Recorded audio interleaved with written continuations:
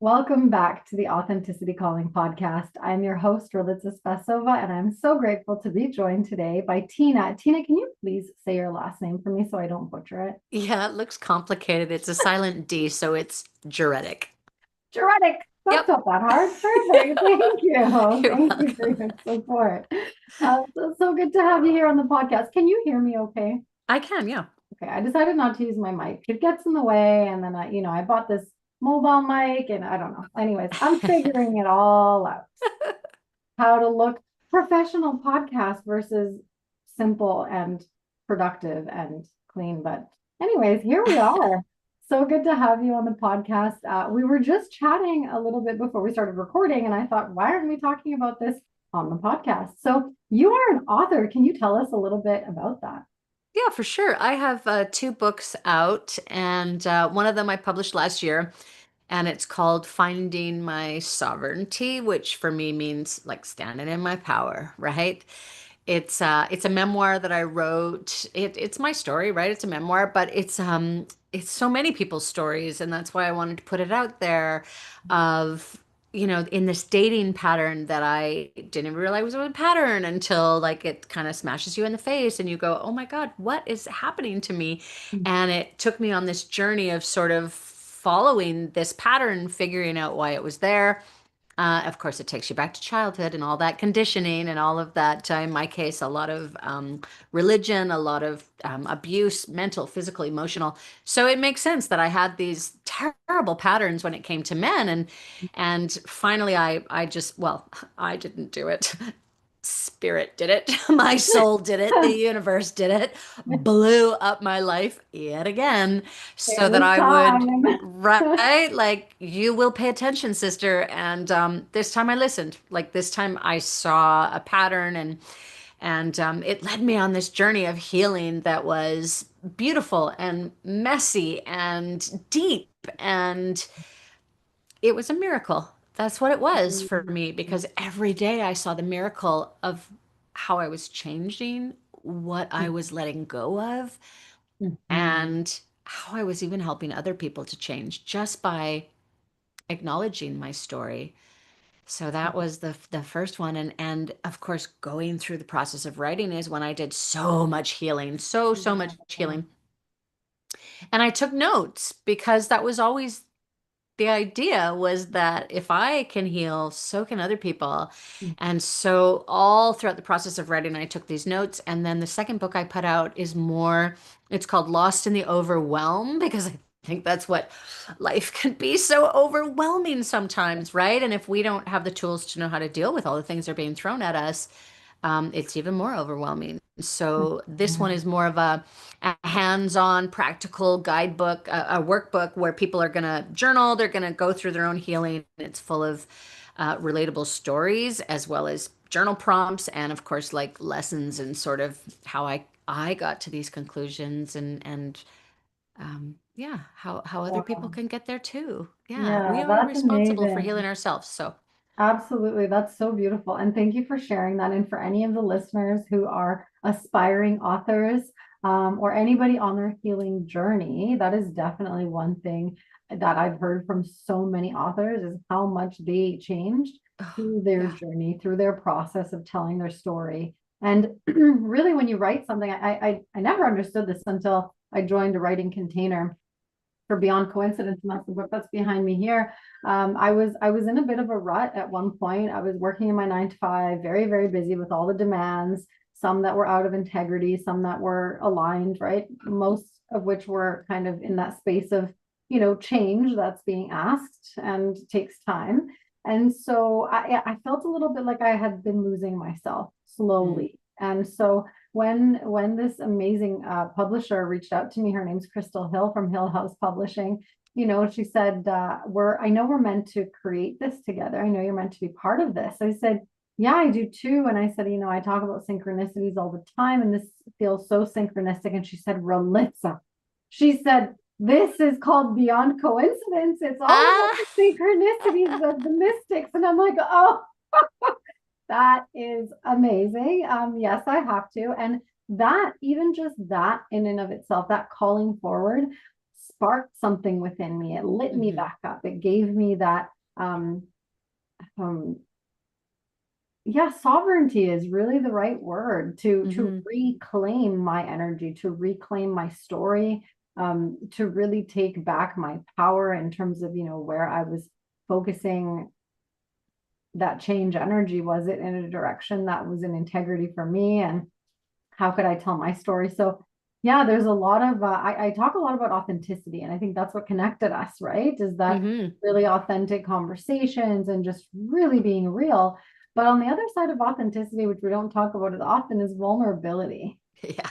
Well, the two go hand in hand, don't they? Exactly. Yeah, it's like the divine union of the masculine and the feminine. They are divine union partners of each other. And how much vulnerability is required of us when we write, right? When Oh we gosh. really download and stream and ask what is being asked of me to share.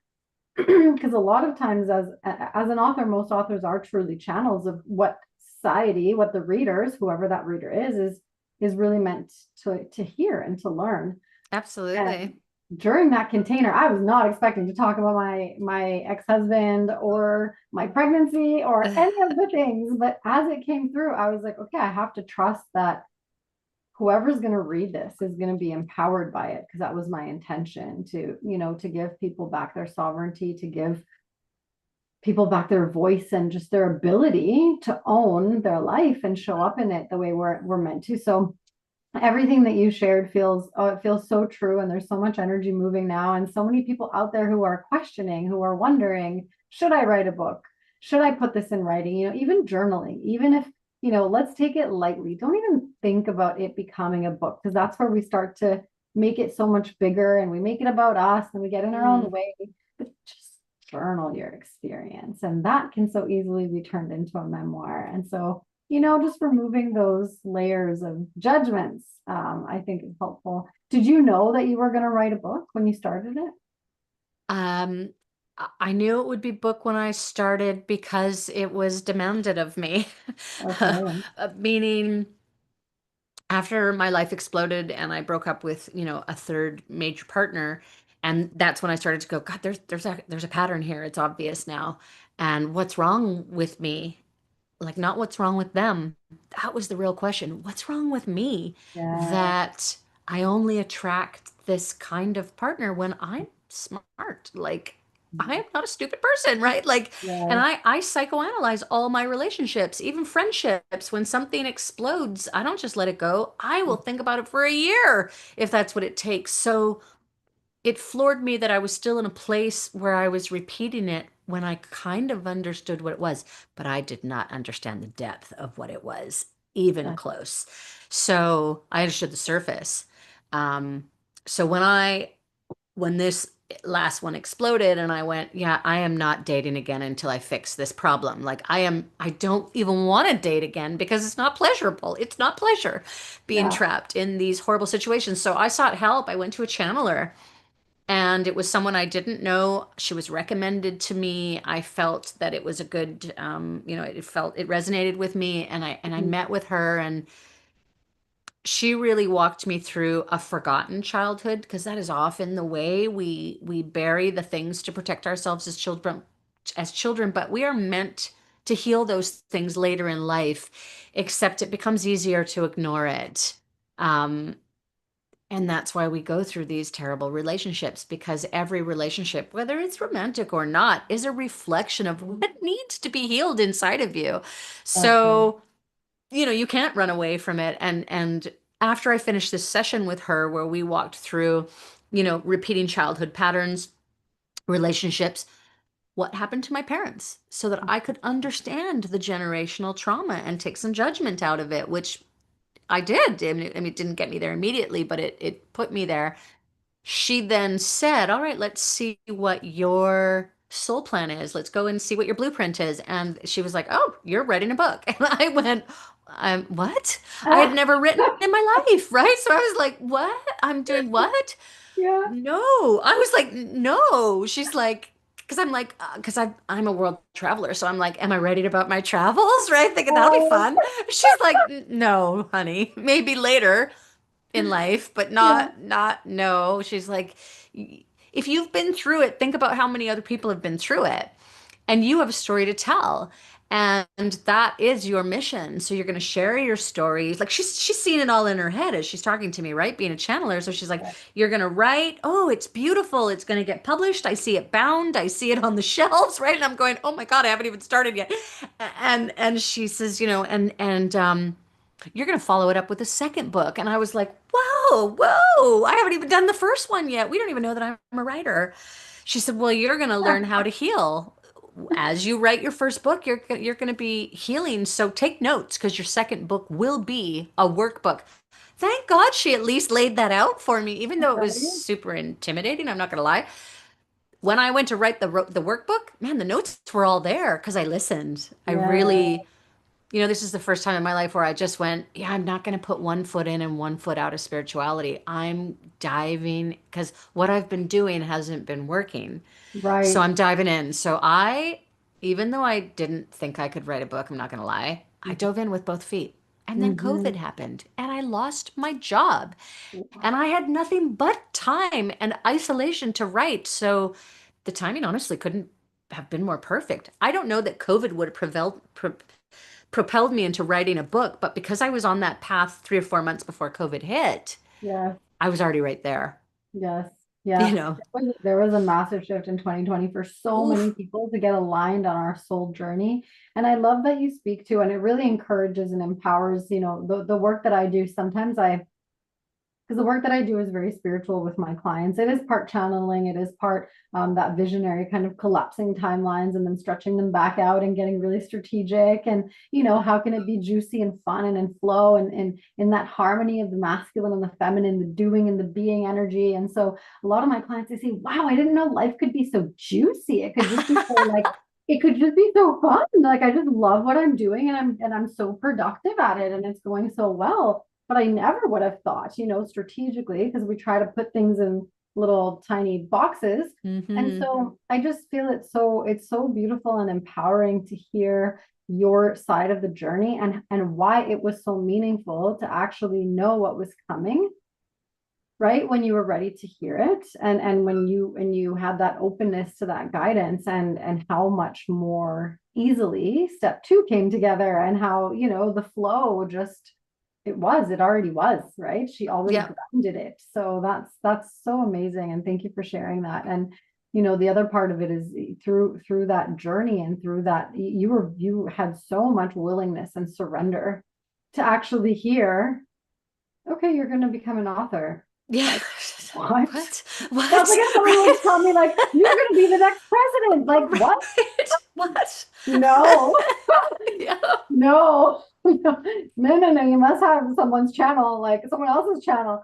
Yeah. But I think it can be quite confronting for a lot of people. A lot of people have a lot of doubts when it comes to that kind of space of spirituality if they're not connected. And so, my other question, I guess, because I've also gone from that sort of, I've always kind of had this knowing and seen visions and had that, when I sit with people, their future comes like this. And so it's kind of been an interesting journey, acknowledging that. But did you, as you deepened in this work and as you were able to actually express yourself and, as you said, like get onto that spiritual journey, has that channel opened up for you where you feel like now you rely more on yourself and on your own inner knowing?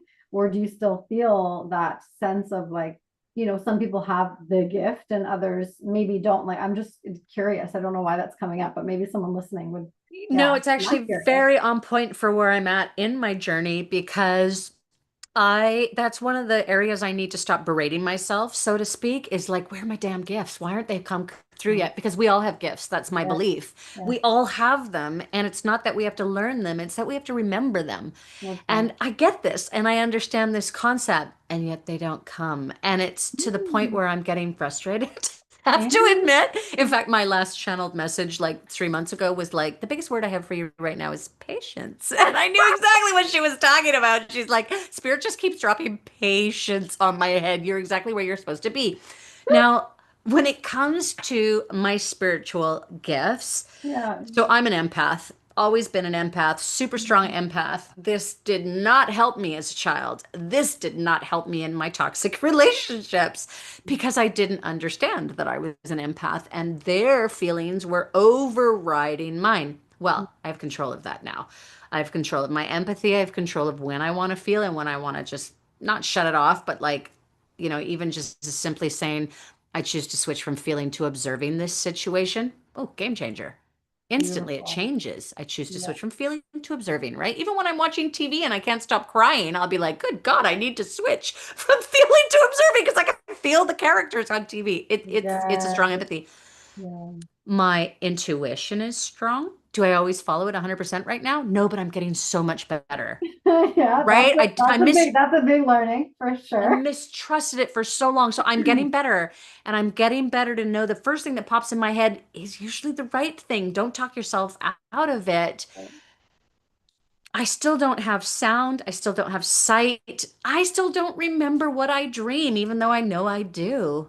Yeah. Um, I know that a lot of the physical abuse that I took as a child is Mhm. why my body hasn't healed yet from all of that. I Mhm. know, like just it's my Mhm. knowing. My Mhm. intuition tells me that as a child I had incredible gifts and I Mhm. was punished every time I showed them. Mm. Punished severely, Okay. actually. Okay. So you do have that remembrance. It's like a knowing. It's not like I can even have flashbacks to it or anything, but recently in the last few months, so I had flashbacks to childhood when I first started writing, but what's interesting is all those flashbacks were from 10 years old and up. Now, Mm. we became Christians at 10. So 10 is a significant age. So Mhm. I understood that and I just thought, okay, people just don't remember their earlier childhood. I mean, who remembers when they're 2, right? Now, just a few months ago, 6 months ago, around the springtime, someone said something to me that triggered like a childhood memory for like 2, 3, 4, and 5 years old. And I went, oh my God, as if I'm going to remember anything that's happening. And these thoughts kept popping in my head.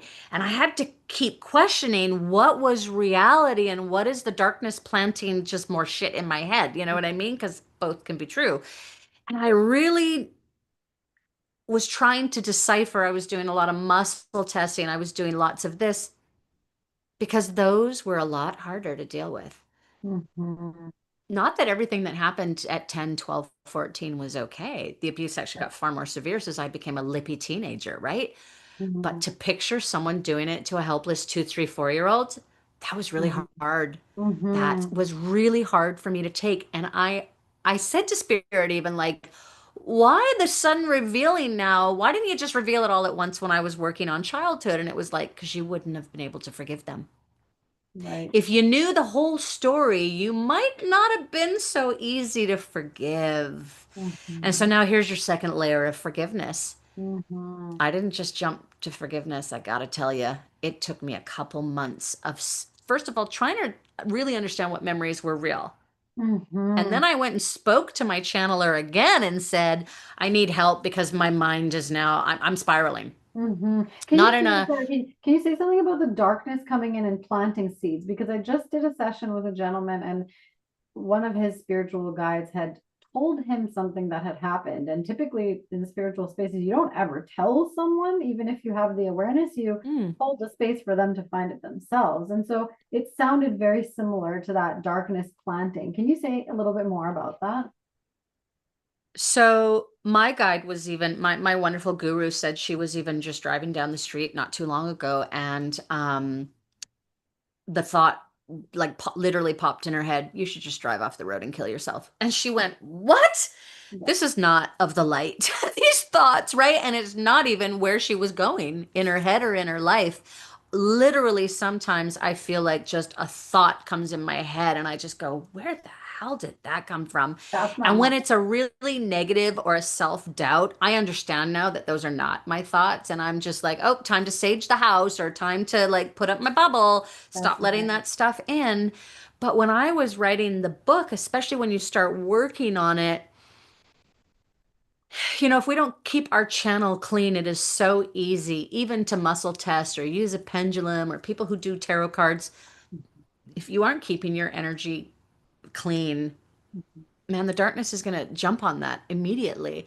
So, when a really negative thought hits your head, or even something as terrible as at one point, I thought my mother tried to drown me as a baby. And I was like, whoa, that is really big. Like, Spirit, I need help with that. Mhm. And I had to ask my teacher. And she said, so she told me what actually happened. And I went, okay, wow, I was about to run with that. Like, it's so easy to take a negative thought and run with it. But that was the Mhm. old me. So I'm carefuler. I'm more careful now. Carefuler isn't a word. I'm more careful now, but it is easy for those thoughts to drop in. And when they do start dropping in, like I said, generally the easy fix is to clean your space, to clean your channel. Like clearly it's time to rebubble or resage. But yeah, for sure. I listen to like um sorry that hurts just left me. I want to say 532. Is that love? I like blast that through my home at all hours of the day. I've practically stopped listening to any other music at this point. I sage regularly. I'm really, really careful about keeping my home very clean because it's the one place on the planet that is my safe space. It is my sanctuary. And it's where I do a lot of spiritual work, and I want to make sure it's clean. So if all of a sudden I feel depressed and like where did that come from? I know that it's not me and it's not the light that's doing that. It's darker Mhm. forces. Yeah. And so Mhm. stop I get love, put a kibosh in it immediately. yeah, I love how attuned you are too, because I was just thinking, I'm going to ask you about your cleansing ceremony, and you just came out and said it. So that's so, so beautiful and so important for us to take that personal responsibility of our energy, not believe every thought that comes in. There is some major spiritual warfare going on right now. And again, it's not like, yes, it is what's outside of us. Yes, it is what's on the news and on the media. That's part of it, but the way that we can contribute to supporting things coming back into integrity is to working on what comes up for us. And so I feel like that message is so important, of regardless if you're writing a book or simply just existing as a human being, like it really doesn't matter. You don't have to be a, identified light worker to take personal responsibility for your energy, right? So if there's anybody out there that's listening and like, oh my gosh, this happens to me all the time, I thought that was just me. None of us are actually created in that kind of darkness and separation and individuation from the side of separation, right? Individuation from the side of uniqueness and owning our own power and really stepping into that, yes, but not from the side of injury, shame, blame, Hmm. guilt, fear, worry, rage. All of those lower vibrational frequencies they are exactly that. They're that energetic sinkhole that pulls us down and eventually into the abyss, which is that energy of the darkness that sometimes comes in. We were driving over the bridge the other day with my son. He's 10 years old, and he said, "What would happen if I was to just like jump off the bridge?" And I said, "Are you serious?" Because we watch like cop shows, and so and he sees the kind of stuff all the time. And I said, "Well, why would you say that?" And he's like, "Oh, intrusive thoughts." And with social media nowadays and kids Oh hear my gosh. everything. Like, tell me about that. He said, boys, we have intrusive thoughts all the time. I said, "Oh, tell me about that." I was really curious. But even at his age, like it's so common. Hmm. And I think in our generation, it was a lot less common, unless we are in the spiritual space, it's a lot less common to talk about these types of things, right? Absolutely. So I think a lot of people are coming online now. And so I think these conversations are so important because they do call our awareness to, again, taking back our power, taking Hmm. back our capacity to actually do something about it, You not know, just breathing in. and it's our responsibility, right? It's our responsibility for ourselves, for sure. Nobody's responsible for us but us. We're on this planet. We contribute our vibration. So if we raise it, we're doing what we're here supposed to do. But I even go a step further because, it was suggested to me. I'm a tour guide, so I'm an author, but in the summer I'm a tour guide. I live in hotel rooms, and I got to tell you, I've spent my life traveling. I worked on cruise ships. I did a lot of traveling prior, to now. And I've always said that I couldn't sleep in hotel rooms because, and then when I had my spiritual awakening, I went, well, God, no wonder I can't. I'm an empath. 1,000 people have slept in this bed. I'm Mm, feeling every single one of them. Like, how am I ever supposed to sleep?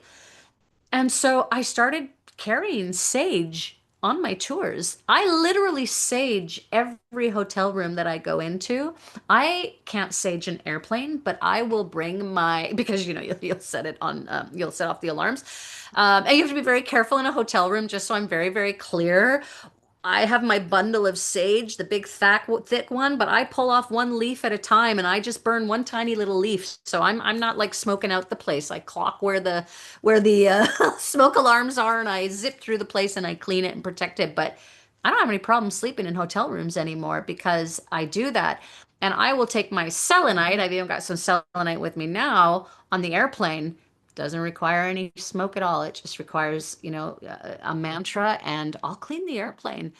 It is our duty to clean everywhere we go yeah, to help clean up this planet because poor Gaia, she's been buried under this darkness for too long. so much. And she's given herself a good shake to get rid of it, right? Like a dog, shake. This is why Yeah, we're having all the issues on the planet, obviously, but our job is to assist her.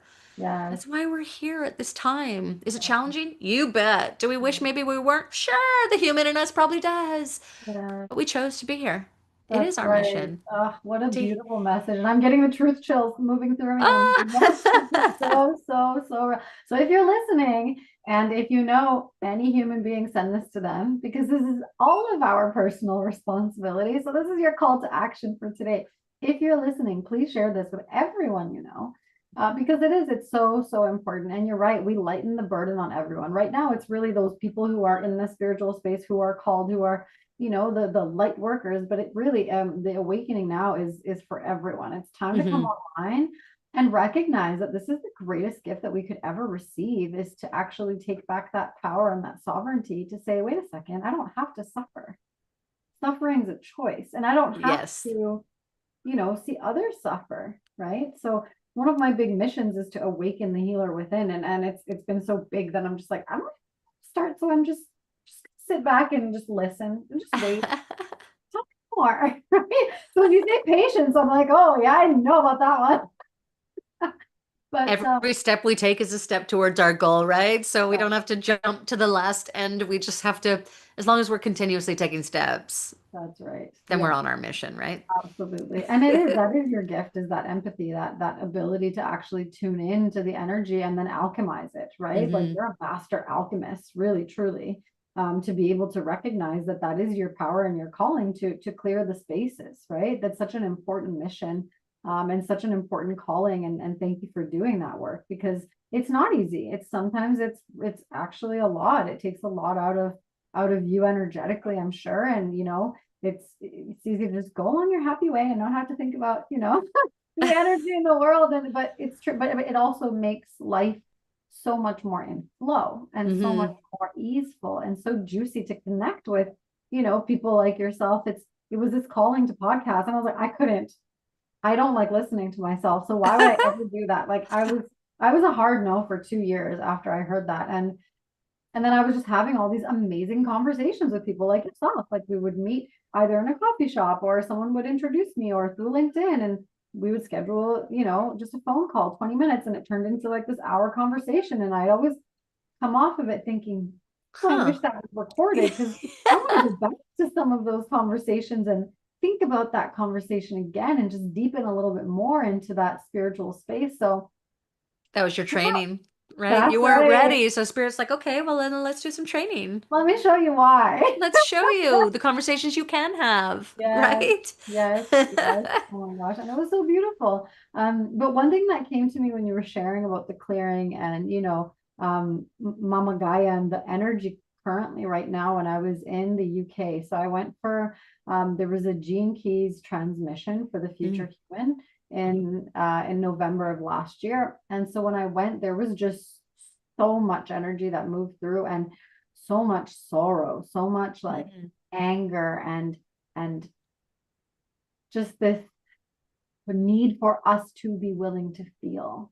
And I was called to share it in the room, and and there was this really big awareness of like, it is our personal responsibility, each and every single one of us, to open our channels of our emotions for the energy to move through us, so that it doesn't all just have to move through the earth, right? And be causing these big catastrophic events. And part of it is actually our responsibility. And it's easy to say, I'm just human, what can I do? But Yeah. there's a lot that we can do once we open up to moving energy and feeling. And I think a lot of us, we go to Mother Nature to ground, Mm-hmm. to release all of the heaviness.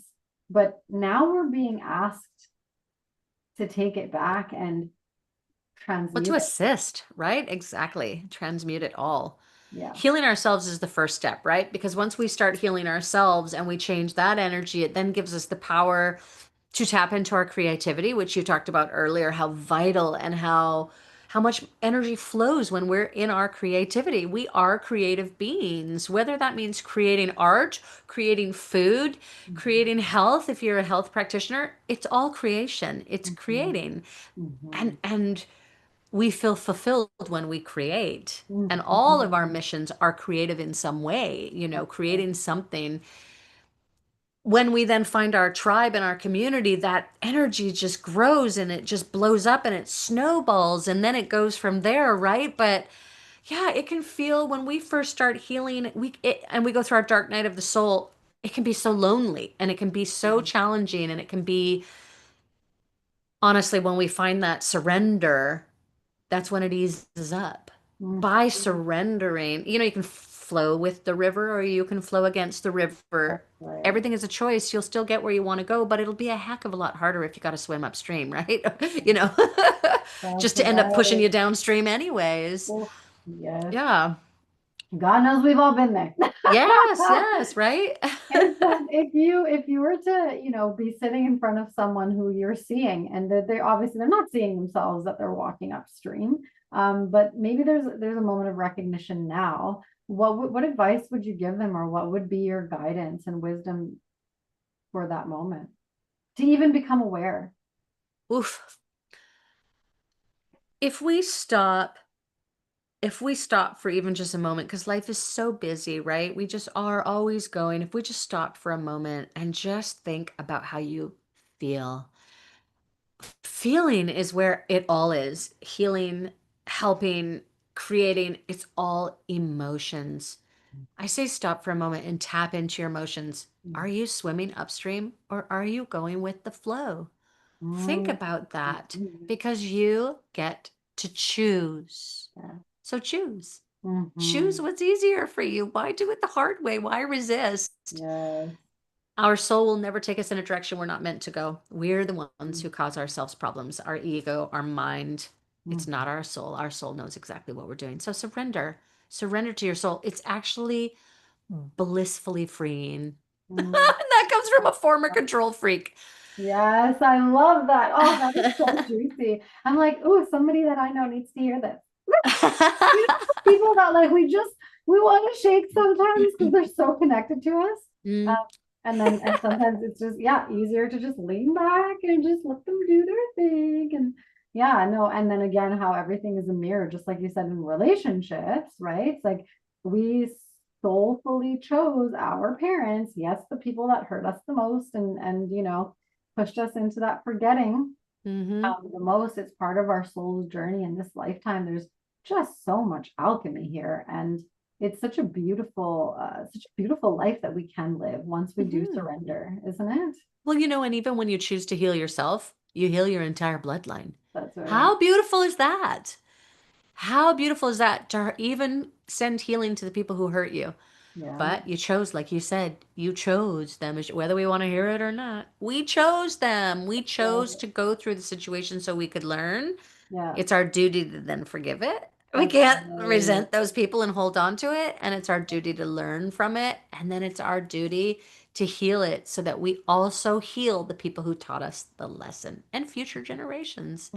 I'm having a really strong, like, uh that person that hears this and they're like, I didn't choose to be, fill in the blank. It can be very triggering to Yeah. hear, and I just want to acknowledge that. And if you're having that experience right now, it's not about forgiving what happened. It's not about saying that what happened is okay.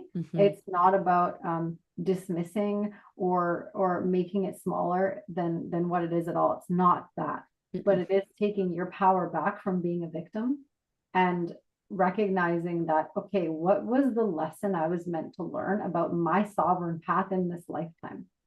Right? A lot of people have a hard time hearing, I chose to be, as you know, you've been It's a through, confrontation for sure. right? Absolutely. First time I And heard it, I was like, what? You know, but then you take a step back and you go, okay, tell me the rest of that story. yeah, Explain that to me, right? Explain it to me. How does that work, right? Earth is a school. And we came here to learn. yeah, Well, learning isn't easy, is it? Right? And just because we do all this healing doesn't mean there aren't future lessons that are difficult as well. Maybe not as difficult as the ones we've been through because we're not the same people. that's right. But we never stop learning and we never stop healing. Mhm, That is the mission. That is the goal, right? To continuously evolve. mhm. People So don't throw rainbows at you to help you evolve. They throw lessons at you, right? I I'm was like, afraid that's how that diamonds works. were made in pressure. Yeah, That's exactly. right. Exactly. Absolutely true. Well, thank you so much, Tina. Can you remind us what the titles of your books are, so that we can find them online and order them? Absolutely. If you go to my website, it's called sovereignandsage.com. And then I have two books there. The memoir is called Finding My Sovereignty, and the workbook is called Lost in the Overwhelm. I love it. And back to the conversation we were having before we started recording. I have a call to action for every single listener, no matter where you are on the planet, especially if you're in a different part of the planet than we are. We are asking you to please go to your local library, get a library card, because you can only get a library card in the city in which you reside with your driver's license. And please ask for these books to be put on the shelf in your local library. It doesn't cost you anything.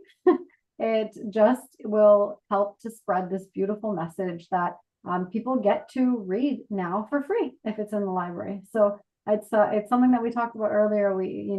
Tina was sharing that she went to her local library, and then the library in the next city, or the next library next door, and they said, well, unless you have a library card here, you can't request a book.